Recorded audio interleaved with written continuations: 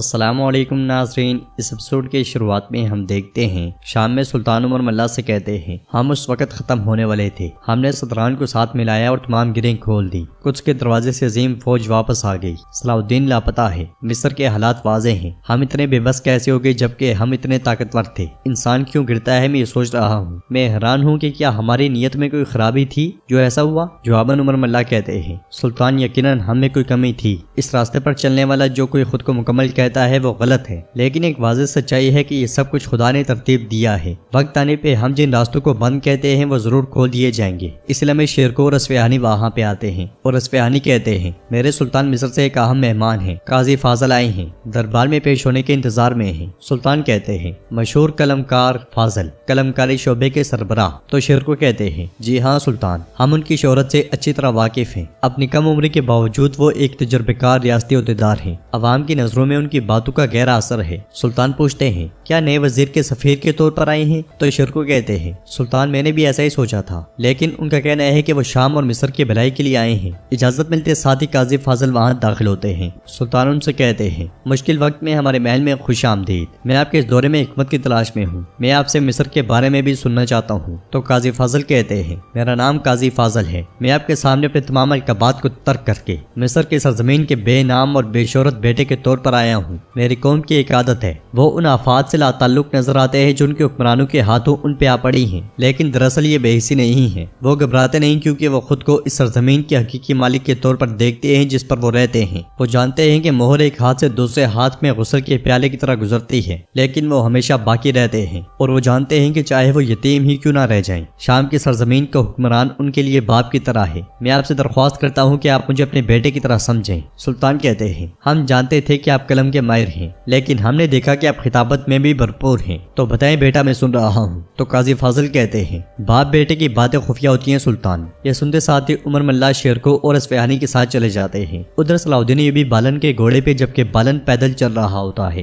اور صلاح الدین ایوبی سینے پر ہاتھ رکھ کر تکلیف محسوس کرتے ہیں۔ دیکھتے ہی دیکھتے ان کی آنکھیں دھندلی ہونی شروع ہو جاتی ہیں اور وہ گھوڑے پہ ہی گر جاتے ہیں۔ یہ دیکھ کر بالن انہیں سہارا دیتا ہے۔ ادھر قاضی فاضل کہتے ہیں سیاسی طور پہ درگام نے بڑی غلطی کی ہے، یہاں تک کہ اگر اس کا ضمیر اسے پریشان کرتا ہے اس نے صلیبیوں کے سامنے اپنی پیٹھ جھکائی، اگر صلیبی قاہرہ میں داخل ہوئے تو اس سے ایسی تباہی کا راستہ کھلے گا جس کی تلافی صدیوں تک ممکن نہیں ہوگی۔ سلطان پوچھتے ہیں کیا آپ کے پاس کوئی ثبوت ہے جس سے ظاہر ہوتا ہے کہ بادشاہ مارلیک اور درگام کے درمیان اتحاد ہے؟ جواب میں قاضی فاضل کہتے ہیں ابھی تک نہیں، لیکن میں اپنے نام جتنا پر یقین ہوں کہ وہ آئیں گے، انہیں داخل ہونے کے لیے سوراخ ملے گا تو وہ اسے ضائع نہیں کریں گے۔ سلطان کہتے ہیں آپ چاہتے ہیں کہ میں اپنے فوجیوں کو خطرے میں ڈالوں اور آپ کا ساتھ دوں؟ اچھا تو مجھے بتاؤ میں شوار کے لیے ایسا کیوں کروں گا؟ میں کیسے جانوں گا کہ کل وہ اپنے مفادات کی خاطر مجھ سے غداری نہیں کرے گا؟ کیا وہ خلیفہ جو بدقسمتی سے اب صرف ایک کمزور سایہ ہے میرا ساتھ دے گا؟ قاہرہ میں میرا ضامن کون ہوگا؟ تو قاضی فاضل کہتے ہیں میرے سلطان میں اسی لیے یہاں آیا ہوں، میں آپ کو مصر کے عوام کی طرف سے یقین دہانی کرواتا ہوں، اگر آپ ہماری مدد کریں۔ تو سلطانوں نے وہیں روکتے ہوئے کھڑے ہو جاتے ہیں اور کہتے ہیں بات جادو ہے فاضل، لوگ الفاظ سے ایک دوسرے کو محصور کر سکتے ہیں، لیکن میں اس حالت اور عمر سے بہت پہلے گزر چکا ہوں، میری یادداشت اتنی مضبوط ہے کہ اسے یاد ہے کہ یہ فاطمی ہی تھے جنہوں نے قدس کو صلیبیوں کے حوالے کیا تھا۔ عالم اسلام کو درپیش مشکلات میں ان کا نمایاں حصہ ہے،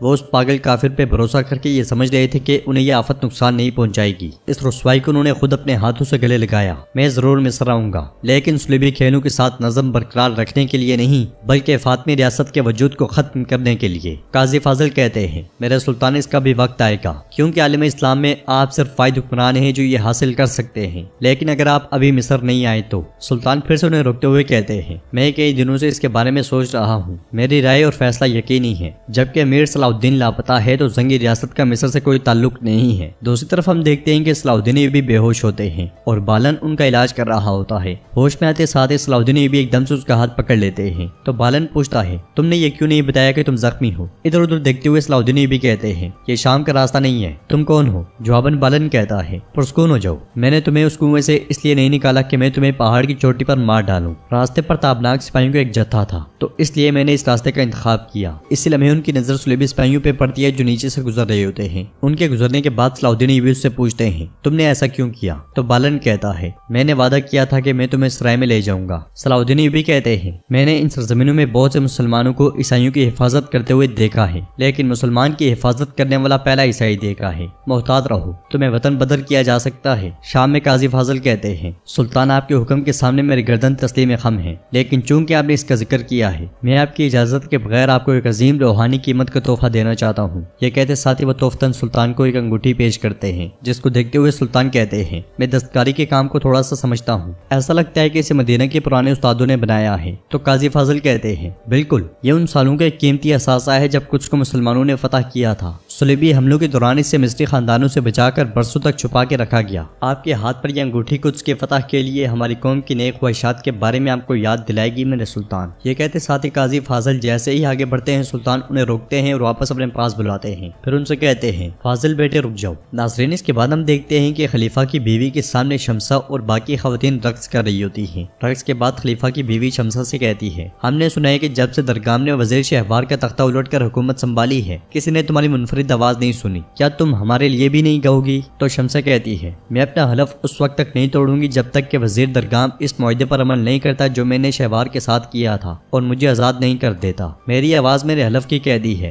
درگام کی نہیں، ورنہ میں آپ کی خواہش کو جھٹلانے کا ہرگز نہیں سوچتی۔ خلیفہ کی بیوی اس کے پاس آ کر کہتی ہے یہ افواہ ہے کہ تم نے شہوار کو ایک ماں اور ایک بیٹی کے لیے خود کو قیدی بنانے کی اجازت دی، تم اپنی آواز کو کیوں باندھ رہی ہو؟ اس قید کی کیا قیمت ہے؟ تو شمسہ کہتی ہے اس کو روکنے کے لیے کوئی زنجیر کسی شخص کے جوہر تک نہیں پہنچ سکتی۔ کتنے افسوس کی بات ہے ان لوگوں پر جو اپنے جوہر کو نہیں دیکھ سکتے، جب ان کے ہاتھ بندھے ہوں تو وہ سوچتے ہیں کہ وہ غلام ہیں۔ خلیفہ کی بیوی اسے کہتی ہے تمہارا مستقبل روشن ہو، تمہارے جوہر کی طرح تمہارا جسم بھی آزاد ہونا چاہیے۔ خلیفہ زد کے پاس اگر وہ پرانا اقتدار ہوتا تو تمہیں ان جکڑے ہوئی زنجیروں سے آزاد کروانا واقعی آسان ہوتا، لیکن اب وزیر سے بات کرنا پتھر سے خون نکالنے کے برابر ہے۔ ہماری دعوت کو قبول کرنے کے لیے میں تمہاری شکر گزار ہوں شمسہ۔ یہ سنتے ساتھ ہی شمسہ چلی جاتی ہے۔ شام میں شرکو اپنے ساتھیوں سے کہتے ہیں میں نے اپنے سلطان کو کبھی اتنی تکلیف میں نہیں دیکھا، وہ یقیناً صحیح فیصلہ کریں گے کہ اس لیے میں سلطان قاضی فاضل کے ساتھ وہاں آتے ہیں اور کہتے ہیں شرکو اپنا خصوصی دستہ تیار کرو، تم قاضی فاضل کے ساتھ مصر کی طرف روانہ ہوگے، میدود ہم آپ کے ساتھ قدس جائیں گے۔ تو میدود کہتا ہے ہم دعوت قبول نہیں کریں گے، کیا ایسا نہیں ہے سلطان؟ جواباً سلطان کہتے ہیں ہم صلاح الدین کے پاس جائیں گے اپنی فوج کے ساتھ۔ اسی لمحے یاروکی وہاں پہنچتا ہے اور سلطان کا چوغا چومنے کے بعد ان سے کہتا ہے آپ کا پیغام ملتے ساتھ ہی میں فوراً آ گیا، میں آپ کے حکم کا منتظر ہوں۔ تو سلطان کہتے ہیں شام میں ہر کوئی آپ کی اور آپ کے مجاہدین کی بہادری کے بارے میں بات کرتا ہے، آپ ٹھیک وقت پر آئے ہیں، آپ اور آپ کا دستہ شرکوں کے حکم پر مصر جائیں گے۔ میدود یاروکی سے کہتا ہے ہم آپ کے سفیروں کے ناحق قتل کو نہیں بولے جو ہمارے مہمان تھے یاروکی، مجھے امید ہے کہ القدس کی جنگ میں آپ کو نہ بلایا جانا ایک سبق رہا ہے۔ یاروکی کہتا ہے یہ نا انصافی نہیں تھی، قاصد کو کوئی نقصان نہیں پہنچا سکتا، تاہم کوئی بھی اصول کے پیچھے چھپ کر ہمارے سلطان کی توہین نہیں کر سکتا، میں اسے ہرگز نہیں دہراؤں گا۔ سلطان کہتے ہیں ماضی کو ماضی رہنے دیں، یاروکی میں چاہتا ہوں کہ آپ ہمارے سپہ سالار کی اطاعت کریں چاہے کچھ بھی ہو۔ تو یاروکی شرکوں کی جانب دیکھتے ہوئے کہتا ہے انہوں نے مجھے تلوار سے لڑنا سکھایا ہے، میں ان کی حکم عدولی نہیں کروں گا، میرا مسئلہ ان کے بھتیجے صلاح الدین سے تھا۔ سلطان غصے سے کہتے ہیں جس کو صلاح الدین سے مسئلہ ہے اسے میرے سے مسئلہ ہے، کیا تم یہ نہیں جانتے یاروکی؟ یہ وقت آپس میں لڑنے کا نہیں ہے، صلاح الدین لاپتہ ہے، ہم جلد از جلد اس تک پہنچ جائیں گے اور مل کر اسے بحفاظت باہر نکالیں گے، اب جاؤ جہاد مبارک ہو۔ یہ کہتے ساتھ ہی سلطان آگے بڑھ جاتے ہیں۔ تو ناظرین اس کے ساتھ یہ ایپیسوڈ بھی اختتام پذیر ہوتی ہے۔ اگر آپ کو یہ ویڈیو پسند آئے تو ویڈیو کو لائک کر دیں۔